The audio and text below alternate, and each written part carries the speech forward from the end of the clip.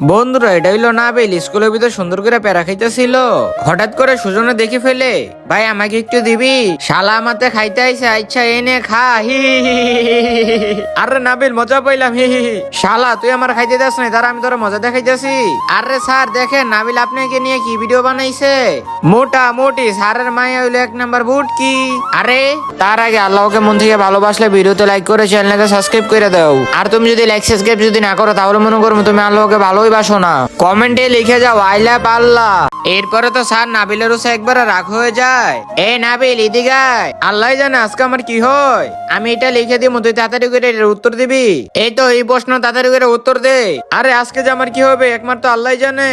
আরে ভাই বলে দে এখানে কত হবে? 5 হবে।